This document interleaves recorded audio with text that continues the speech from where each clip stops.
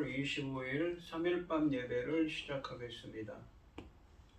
복이 있는 사람은 악인들의 꾀를 따르지 아니하며 죄인들의 길에 서지 아니하며 오만한 자들의 자리에 앉지 아니하고 오직 여호와의 율법을 즐거워하여 그의 율법을 주야로 묵상하는도다.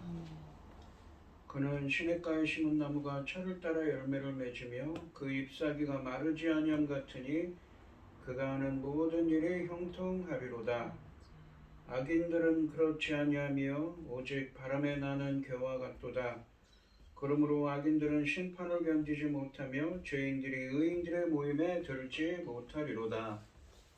무릇 의인들의 길은 여호와께서 인정하시나 악인들의 길은 망하리로다. 아멘. 저희들을 창세전에 택정하시고 여기까지 인도해 주신 주님 감사드립니다. 오늘 예배 가운데 임재하여 주시고 예배가 신령과 진정으로 드려지는 예배가 되게 하여 주시옵소서. 이 모든 말씀 거룩하신 예수님의 이름으로 기도드립니다. 아멘. 사도신경 하심으로 신앙 고백하시겠습니다. 전능하사 천지를 만드신 하나님 아버지를 내가 믿사오며 그 외아들 우리 주 예수 그리스도를 믿사오니 이는 성령으로 잉태하사 동정녀 마리아에게 나시고 본디오 빌라도에게 고난을 받으사 십자가에 못 박혀 죽으시고 장사한 지 사흘 만에 죽은 자 가운데서 다시 살아나시며 하늘에 오르사 전능하신 하나님 우편에 앉아 계시다가 저리로서 산 자와 죽은 자를 심판하러 오시리라. 성령을 믿사오며 거룩한 공예와 성도가 서로 교통하는 것과 죄를 사하여 주시는 것과 몸이 다시 사는 것과 영원히 사는 것을 믿사옵나이다. 아멘. 찬송가 197장입니다.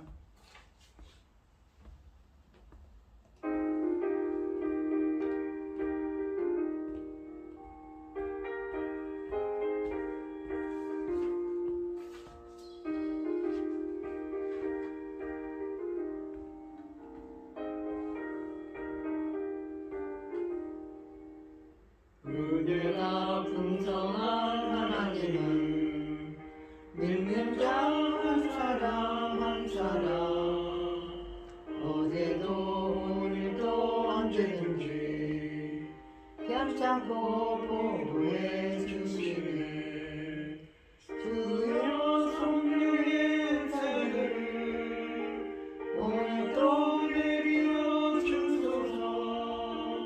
성령의 오늘도 충만케 하소서. 정욕과 죄악에 물든 마음을 성령의 불길로 태우사 정결케 하소서. 태우소서. 깨끗게 하여 주옵소서. 주여 성령의 은사를 오늘도 내려 주소서. 성령의 뜨거운 불길로서 오늘도 채우게 하소서.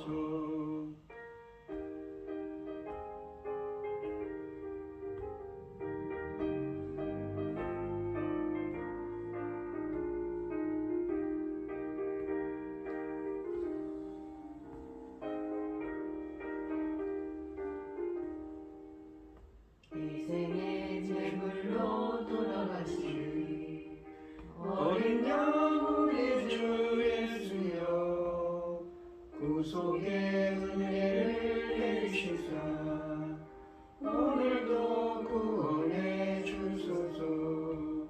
주여 성령의 은사를 오늘도 내려 주소서. 성령의 뜨거운 불길로서 오늘도 정말게 하소서. 주님의 기쁘신 은혜만은 세상에 널리 전하리니 하늘의 능력과 권세로서 오늘도 입혀 주옵소서. 주여 성령의 역사를 오늘도 내려 주소서. 성령의 뜨거운 불길로서 오늘도 충만케 하소서. 아멘.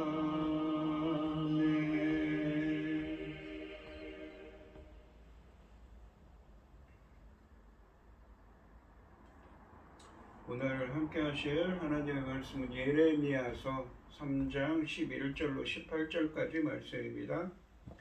예레미야서 3장 11절로 18절입니다. 교독하겠습니다. 제가 먼저 읽겠습니다. 여호와께서 내게 이르시되 배역한 이스라엘은 반역한 유다보다 자신이 더 의로움이 나타났나니 너는 가서 북을 향하여 이 말을 선포하여 이르라. 여호와께서 이르시되 배역한 이스라엘아 돌아오라. 나의 노한 얼굴을 너희에게로 향하지 아니하리라. 나는 긍휼이 있는 자라 너를 한없이 품지 아니하느니라. 여호와의 말씀이니라. 너는 오직 내 죄를 자복하라. 이는 내 하나님 여호와를 배반하고 내 길로 달려 이방인에게로 나아가 모든 푸른 나무 아래로 가서 내 목소리를 듣지 아니하였음이라. 여호와의 말씀이니라. 여호와 말씀이니라. 배역한 이스라엘아 돌아오라. 나는 너희 남편임이라. 내가 너희를 성읍에서 하나와 족속 중에 둘을 택하여 너희를 시온으로 데려오겠고 내가 또 내 마음에 합한 목자들을 너희에게 주리니 그들이 지식과 명철로 너희를 양육하리라.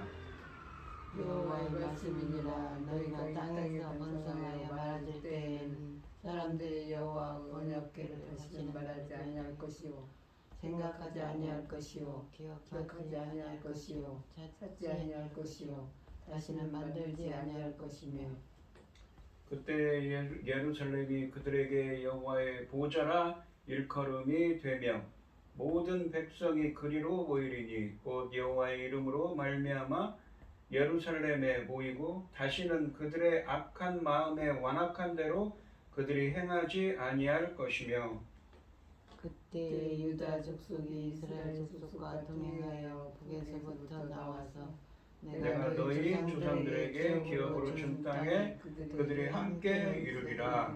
아멘. 기도하겠습니다.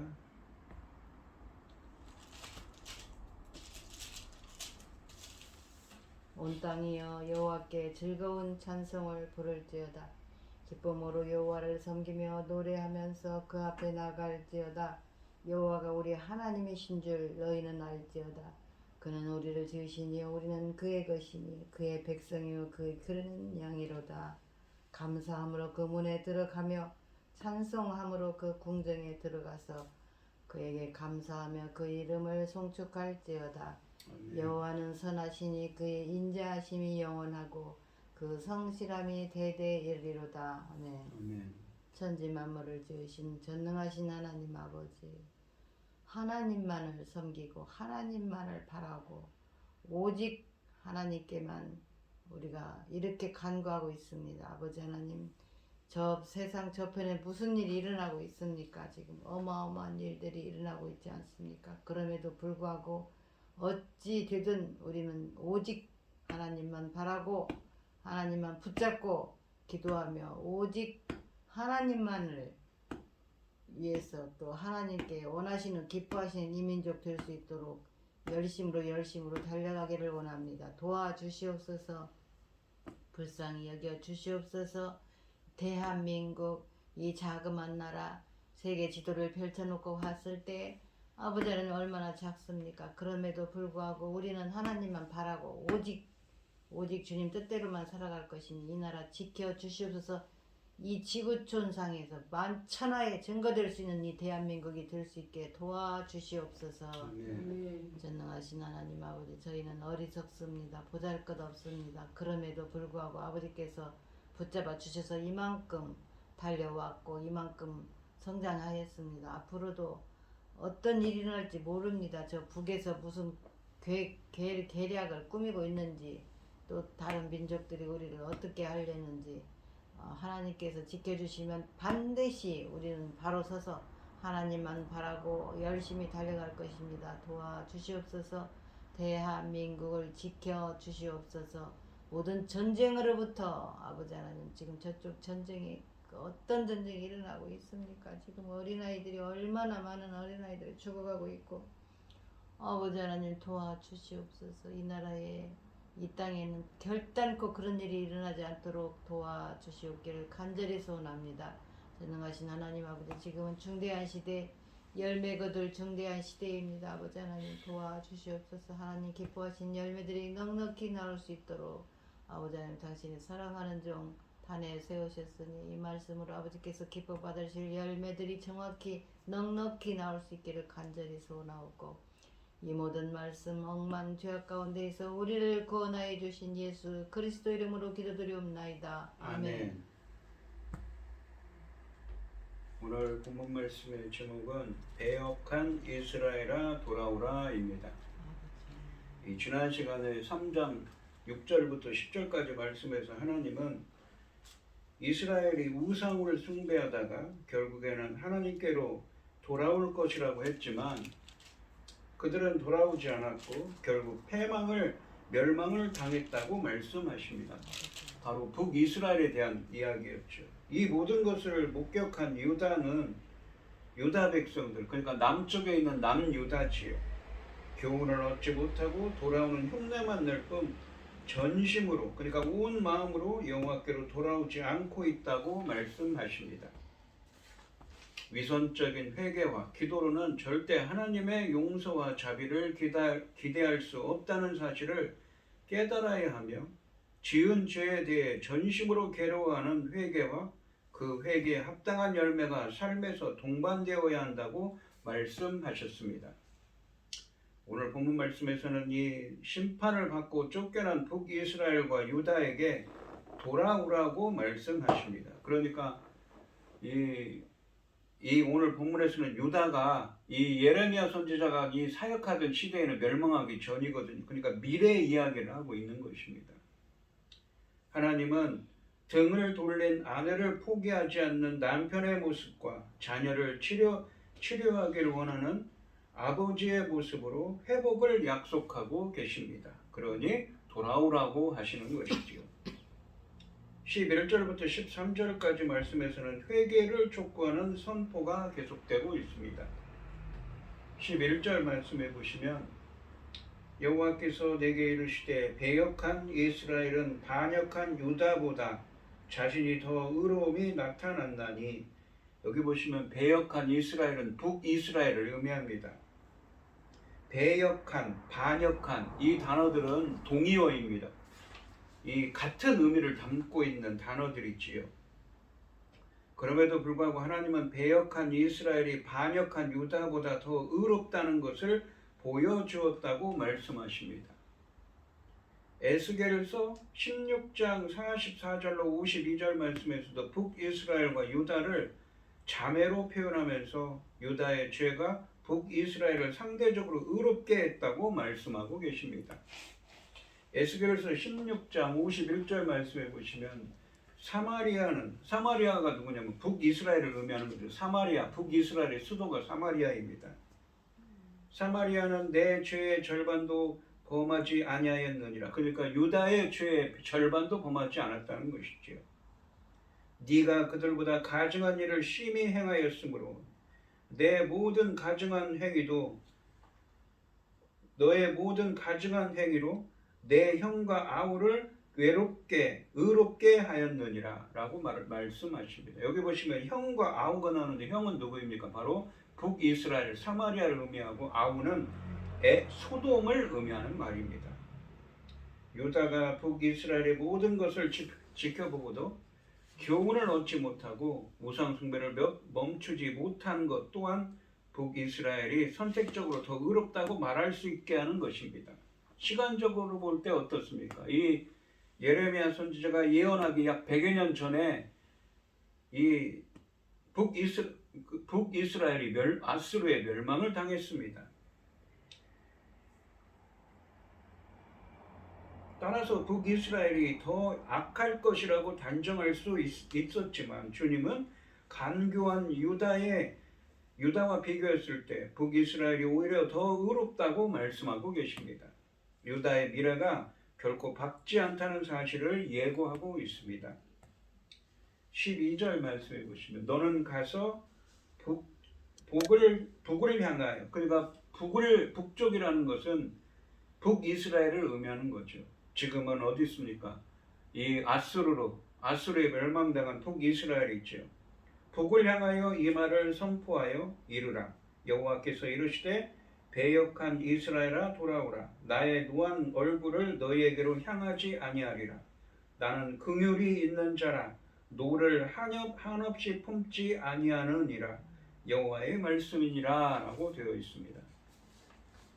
상반절에 보시면 너는 가서 북을 향하여 이 말을 선포하여 이르라. 여호와께서 이르시되 배역한 이스라엘아 돌아오라 라고 말씀하십니다.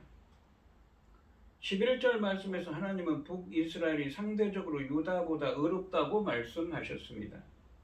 12절에서 예레미야는 심판을 받고 흩어진 북이스라엘에게 돌아오라는 말을 전하라는 명령을 받았습니다. 예레미야는 북을 향하여, 즉 북이스라엘을 향하여 이 말을 하라는 명령을 받는데 그가 선포해야 할 말은 돌아오라, 슈브, 회개하라는 말입니다. 하나님께 등을 돌리고 돌아섰던 북이스라엘에게 그를 향해 다시 돌아서라는 명령입니다. 하반절을 보시면 나의 노한 얼굴을 너희에게로 향하지 아니하리라. 나는 긍휼이 있는 자라. 노를 한없이 품지 아니하느니라. 여호와의 말씀이니라 라고 되어 있습니다. 하나님이 더 이상 노한 얼굴을 환한 얼굴로 북이스라엘을 대하지 않으실 것이며 나는 긍휼이 있는 자라고 말씀하십니다. 이 보통 보시면 긍휼이라고 할 때, 긍휼이 있다라고 할 때 히브리어로 라함이라는 단어를 사용합니다. 근데 이 본문에서는 이 한글 성경에서는 긍휼이 있는 자로 번역된 이 히브리어는 뭐냐면 하시드라고 합니다. 보통 사람에게 쓰이면 이 사람은 경건한 사람이라고 할 때 하시드입니다. 근데 하나님이 긍휼이 있는 자라고 스스로 말씀을 하시죠. 그런데 이 단어는 언약에 대한 신실한 사랑을 의미하는 헤세드에서 유래한 단어입니다. 그래서 이 하시드는 언약에 대한 신실한 사랑을 의미하는 헤세드를 지키는 자, 즉 언약에 대한 신실한 사랑, 신실함을 지키는 자, 신실한 자를 뜻하는 말입니다. 하나님은 언약의 신실한 사람이라는 것이죠. 따라서 나는 긍휼이 있는 자라는 말은 나는 북이스라엘과 맺은 언약에 대해 신실하다는 의미입니다. 이는 언약 관계에 신실하지 못했던 북이스라엘과는 대조적인 모습입니다. 하나님의 언약에 대한 신실함이 북이스라엘을 향한 그의 진노를 영원히 품지 않게 하며 북이스라엘에게 돌아오라고 말씀하고 계신 것입니다. 13절 말씀해 보시면 너는 오직 내 죄를 자복하라. 너는 누구입니까? 바로 북이스라엘이지요. 이는 내 하나님 여호와를 배반하고 내 길로 달려 이방인들에게로 나아가 모든 푸른 나무 아래로 가서 내 목소리를 듣지 아니하였음이라. 여호와의 말씀이니라 라고 되어 있습니다. 상반절에 보시면 너는 오직 내 죄를 자복하라 라고 되어 있습니다. 북이스라엘이 하나님께 돌아오는 것은 자신이 범한 죄를 인정하는 것으로 시작됩니다. 이것이 유다 백성이 실패한 원인입니다. 10절 말씀처럼 그들은 전심으로, 그러니까 온 마음으로 돌아오는 것이 아니라 거짓으로 돌아오는 흉내만 내었던 것입니다. 12절 말씀처럼 하나님의 긍휼, 그러니까 언약에 기반한 신실한 사랑을 체험할 수 있는 사람은 자신이 범한 죄를 회개하는 자만이 누릴 수 있다는 진리를 말씀하고 계십니다. 하반절에 보시면 이는 내 하나님 여호와를 배반하고 너의 길로 달려 이방인들에게로 나아가 모든 푸른 나무 아래로 가서 내 목소리를 듣지 아니하였음이라 여호와의 말씀이니라 라고 되어 있습니다. 북이스라엘이 인정해야 하는 세 가지 죄가 나옵니다. 첫째는 유일한 언약의 하나님 여호와를 배반한 것입니다. 히브리어 동사 파샤가 나옵니다. 배반하다. 이 단어는 넘지 말아야 할 선을 넘은 반항적인 행위를 가리키는 표현입니다. 두 번째로 이 북이스라엘이 인정해야 하는 세 가지 죄 중에 두 번째는 여호와가 인도하실 길로, 하나님이 인도하신 인생의 길로 가지 않고 자신의 길을 이리저리 선택해서 모든 푸른 나무 아래로, 그러니까 화려하고 울창한 나무 아래에 있는 이방인들에게로 간 것이라고 하십니다. 푸른 나무는 가나안의 우상 숭배가 행해지는 자리입니다. 따라서 이들이 이곳에 이방인들에게로 가는 길을 따라간 것은 우상 숭배 행위를 했음을 의미하는 말씀입니다. 세 번째로 그들이 범한 죄는 여호와의 목소리를 듣지 않은 것이었습니다. 사람을 향한 희망의 끈을 놓지 않으셨습니다. 북이스라엘이 하나님을 배반하고 떠나갔습니다. 그들이 이방인들과 함께 푸른 나무 아래에서 이방신을 섬깁니다. 그럼에도 하나님은 그들을 포기하지 않으시고 여전히 그들이 다시 돌아오기를 기다리고 계십니다. 희망 없는 자들의 손을 끝까지 놓지 않고 기다리고 품으십니다. 이것이 세상의 희망을 조각해가는 하나님의 긍휼입니다. 다 끝난 줄 알았는데 다시 소망을 주시는 하나님이십니다. 14절부터 18절까지 말씀에서는 회복과 구원에 대해 말씀하고 계십니다.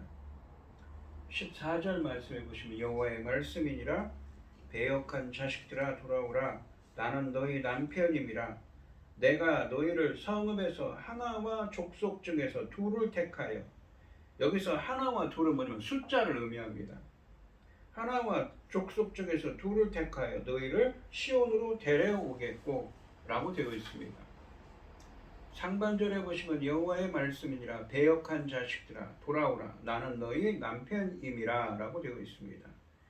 하나님은 자신을 배반하고 떠난 배역한 자식들을 향해 돌아오라고 말씀하십니다. 왜냐하면 하나님이 그들이 차지해야 할 남편이기 때문이라고 하십니다. 여기 보시면 나는 너희 남편임이라 라고 할 때 이 문장은 히브리어 원문으로 이유와 원인을 의미하는 왜냐하면 무엇 때문이다를 의미하는 접속사 키로 시작합니다.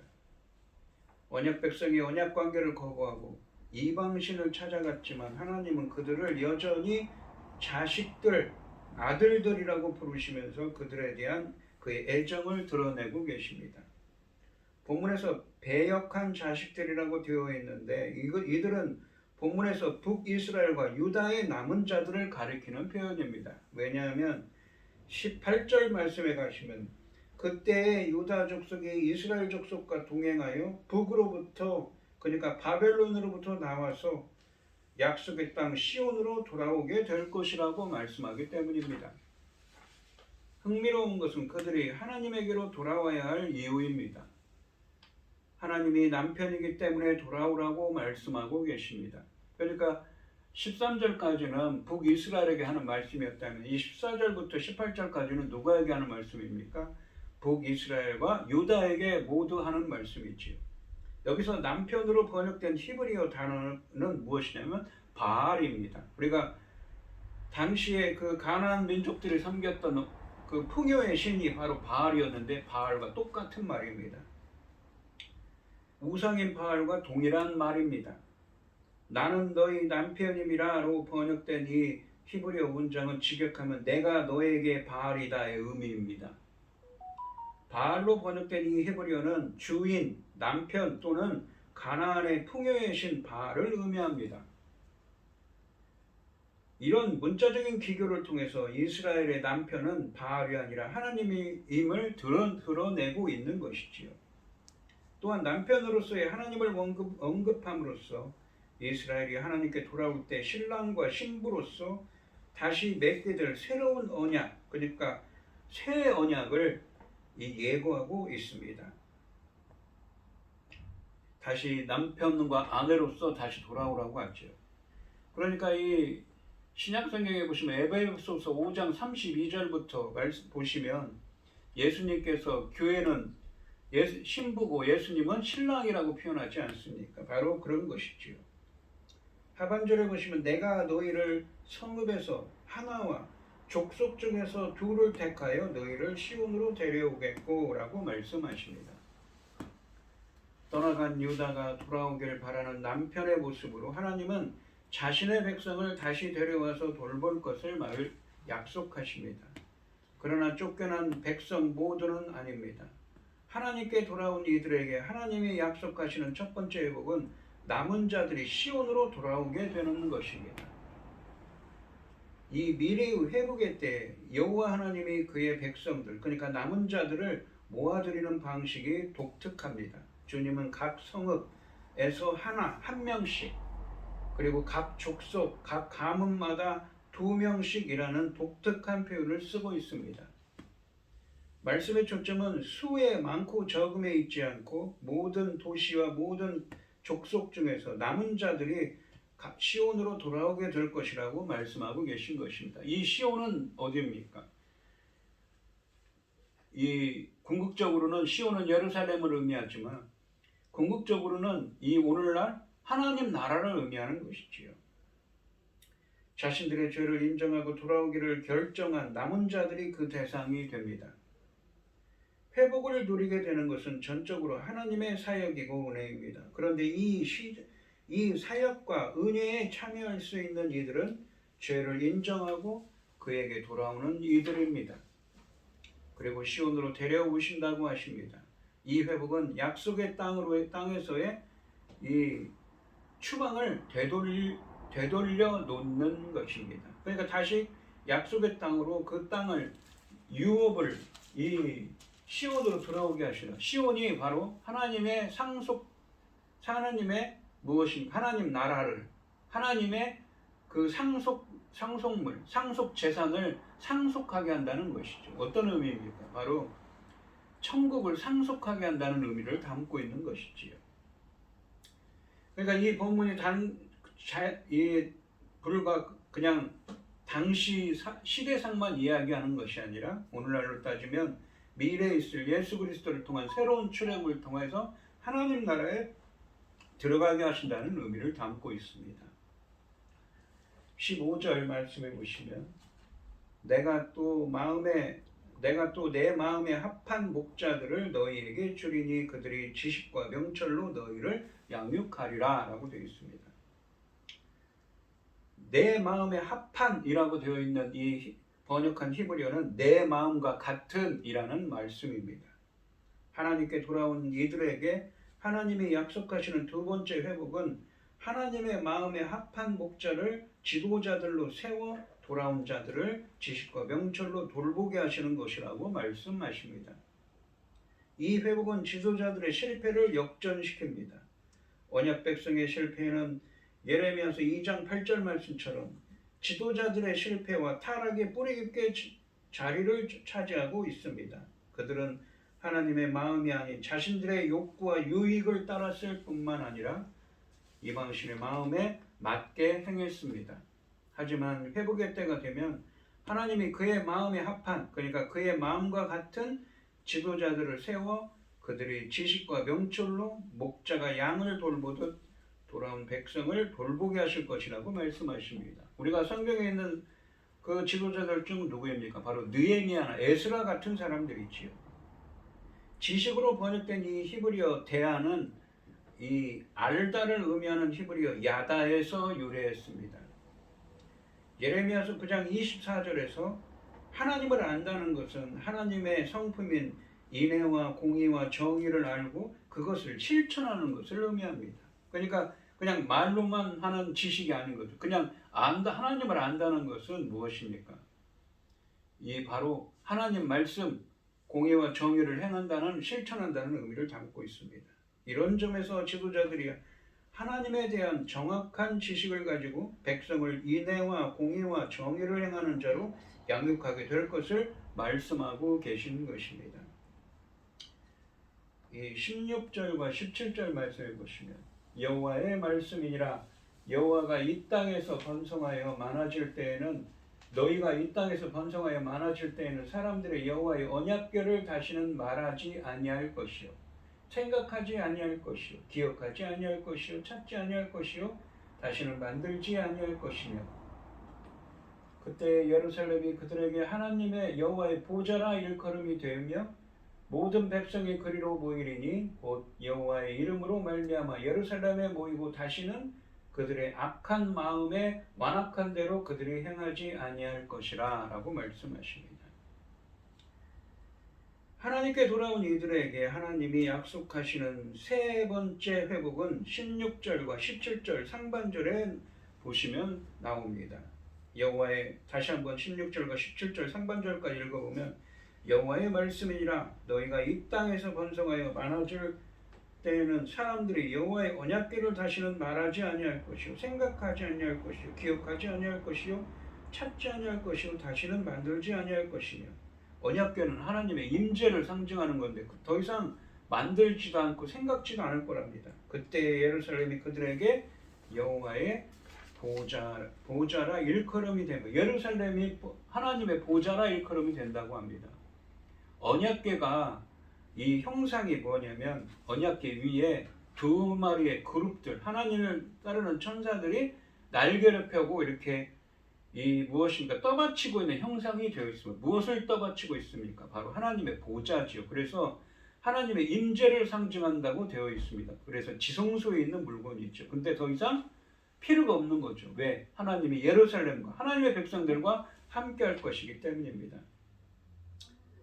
하나님의 보좌라 일컬음이 되며 모든 백성이 그리로 모이리니 곧 여호와의 이름으로 말미암아 예루살렘에 모이고 라고 되어 있습니다. 하나님의 임재가 여호와의 언약궤에만 제한되지 않고 예루살렘이 여호와의 임재가 임하는 여호와의 보좌로 불리며 모든 백성이 여호와의 이름으로 모이는 자리가 된다는 의미입니다. 미래의 어느 때가 되면 사람들은 더 이상 언약궤에 대해서 말하지도 않을 것이며 생각지도 않을 것이고 찾지도 않을 것이고 다시 만들지도 아니할 것이라고 선언하십니다.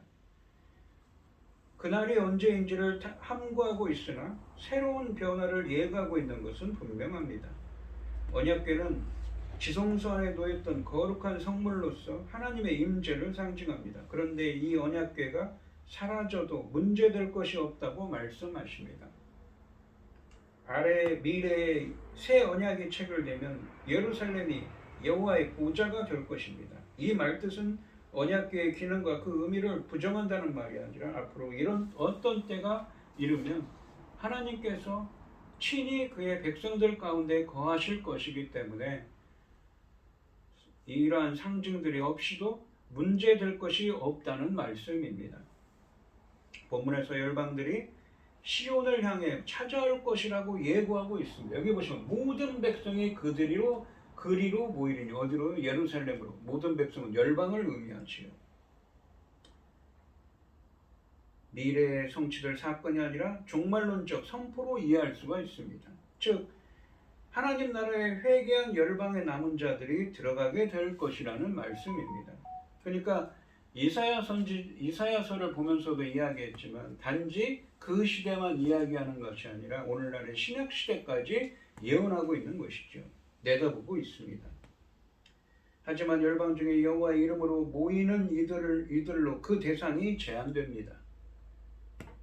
여호와 하나님의 임재의 자리로 나올 수 있는 이들이 대제사장에게 제한됐던 것과는 달리 여호와의 이름을 따르는 자는 누구나 그 임재의 자리로 올 수 있도록 예루살렘 성 전체가 열려있게 된다는 말씀입니다. 이 말은 예루살렘 성은 시온, 즉 하나님 나라라고 볼 수가 있지요. 언약궤는 옛 언약을 의미하는 비유입니다. 언약궤를 다시 만들지 않는다는 것은 옛 언약으로 다시 돌아가지 않는 것을 의미합니다. 하나님께 돌아온 이들에게 하나님의 약속하시는 네 번째 항목은 27절 하반절에 보시면 17절 하반절에 보시면 다시는 그들이 악한 마음에 완악한 대로 그들이 행하지 아니할 것이며 라고 말씀하십니다. 돌아온 이들은 자신들의 악한 마음의 완악함에 따라 행하지 않게 된다고 말씀하십니다. 언약의 하나님을 버리고 이방 우상을 따라가게 만든 근본적인 원인이었던 악한 마음의 완악함이 해결되는 것입니다. 그러니까 그들의 마음까지 다 바꿔버리는 것이죠. 악한 마음이 제거되고 온전한 마음으로 하나님과 동행하게 된다는 의미입니다. 같은 맥락에서 이 예레미야서에서는 마음의 할례, 하나님을 아는 마음, 한 마음 또는 율법을 마음에 새긴다, 예레미야서 31장 33절 말씀 같은 그러한 표현들이 들어 있습니다. 18절 말씀해 보시면 그때의 유다 족속이 예루살렘 족속과 이스라엘 족속과 동행하여 북에서부터 나와서 내가 너희 조상들에게 기업으로 준 땅에 그들이 함께 이르리라 라고 되어 있습니다. 하나님께 돌아온 이들에게 하나님이 약속하시는 다섯 번째 회복은 북이스라엘과 유다가 함께 북쪽으로부터 와서 약속의 땅을 다시 유업으로 얻게 된다는 것입니다. 북쪽은 심판의 재앙이 오는 방향이며 쫓겨난 방향입니다. 뿐만 아니라 북쪽은 회복과 구원이 오는 자리이기도 합니다. 회복이 임하게 되면 하나님의 심판으로 흩어진 백성이 약속의 땅으로 돌아와서 조상들에게 약속의 땅을 유업으로 얻게 된다고 말씀하고 계십니다. 이것은 궁극적으로 하나님 나라의 도래를 말하고 있습니다. 신약 성경의 영적 이스라엘이 하나님 나라에 들어가게 된다는 것. 그러니까 천국의 이 상속자들로서 상속자들을 천국을 차지하게 된다는 의미를 담고 있는 말씀이지요. 우리가 산상수훈에서 그런 것에 대해서 설명했습니다. 오늘 본문 말씀해 보시면 하나님의 긍휼, 그러니까 언약에 기반한 신실한 사랑을 체험하여 회복의 은혜를 누릴 수 있는 사람은 자신이 범한 죄를 회개한 사람이라고 말씀하십니다. 돌아오면 회복시키십니다. 하나님이 회복하게 하시면 언약궤가 필요 없도록 모든 백성이 하나님의 거룩한 보좌가 되고 열방이 하나님께로 나아오며 마음의 악함 대신 하나님의 말씀이 가득하게 되고 모든 경계와 분열이 사라질 것입니다. 이 회복은 예수님의 초림과 부활, 성령님의 강림으로 시작되었으며 예수님의 재림 때 완성될 것입니다. 그날을 준비하는 자세는 돌이킴입니다. 돌이킴이 회복의 첩경입니다. 오늘 이 시간 성도님들도 잘못과 죄악을 되풀이하지 않고 회개하여 회복의 은혜가 함께 하시기를 주님의 이름으로 축원드립니다. 기도하겠습니다. 하나님 아버지 감사합니다. 하나님께서는 죄를 범한 북이스라엘과 유다에 대해 말씀하십니다. 먼저는 유다가 북이스라엘보다 더 악하다고, 북이스라엘이 유다보다 더 의롭다고 말씀하십니다. 그러면서 북이스라엘과 유다에게 돌아오라고 말씀하십니다. 하나님께서는 그들의 죄를 자복하고 온 전심으로 돌아온 자들에게 회복의 은혜를 주신다고 합니다. 그들에게 완악한 마음을 모두 제거하게 하고 그들이 다시 시온으로, 즉 하나님 나라의 백성이 되게 하실 것을, 유업을 땅을 다시 하나님의 말씀하신 그 상속 재산인 천국을 상속할 수 있도록 주님께서 역사하실 것이라고 말씀하고 있습니다. 저희들도 잘못과 죄악을 되풀이하지 않고 회개하여 회복의 은혜가 함께할 수 있도록 주님 인도하시고 함께하여 주시옵소서. 이 모든 말씀 거룩하신 예수님의 이름으로 기도드리옵나이다. 아멘.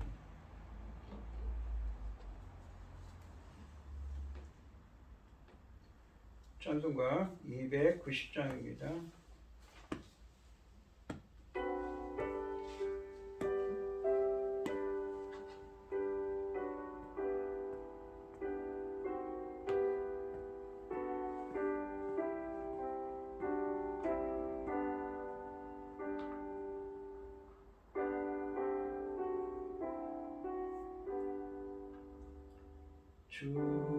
우리는 주님을 늘 대마다나 내 주 예수 여전히 날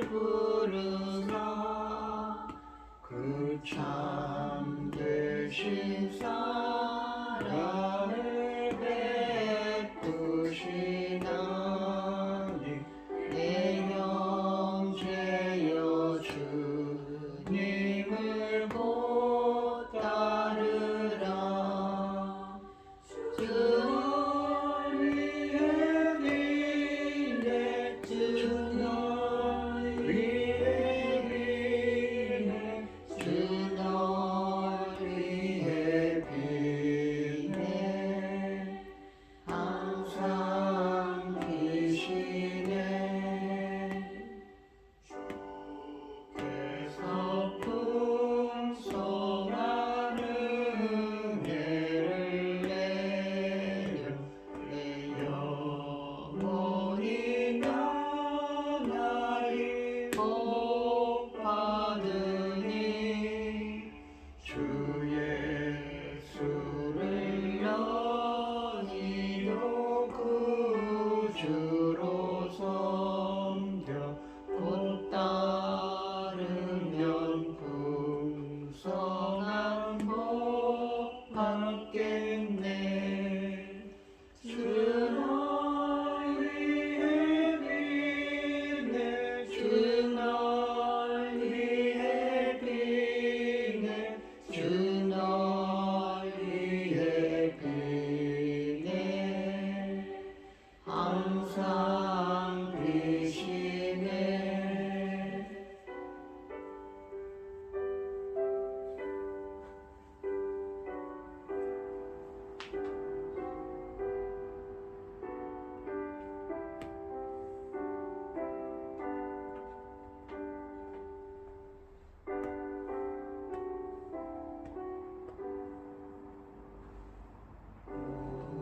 무거운 짐 지고 애타는 인생 주 예수께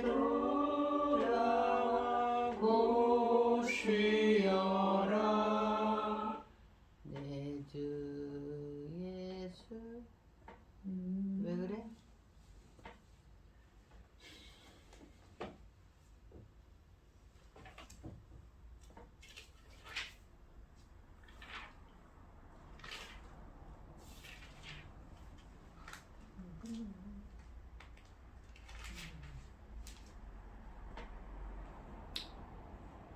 삼절만 같이 하고 축도하심으로 예배를 마치겠습니다. 무거운 짐 지고 애타는 인생 주 예수께 돌아와 오시어라. 내 주 예수 너희를 돌보실 때에 침참고 낙관이가 넘치겠네. 주 널 위해 비네 주 널 위해 비네 주 널 위해 비네 항상 비시네.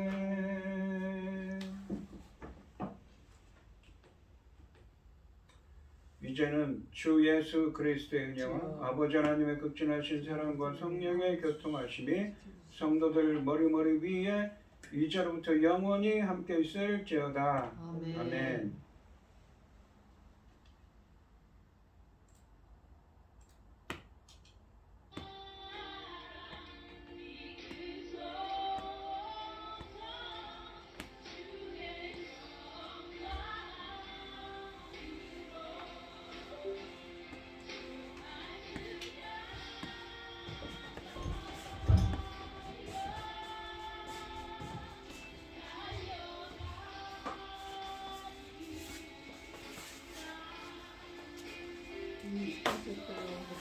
예.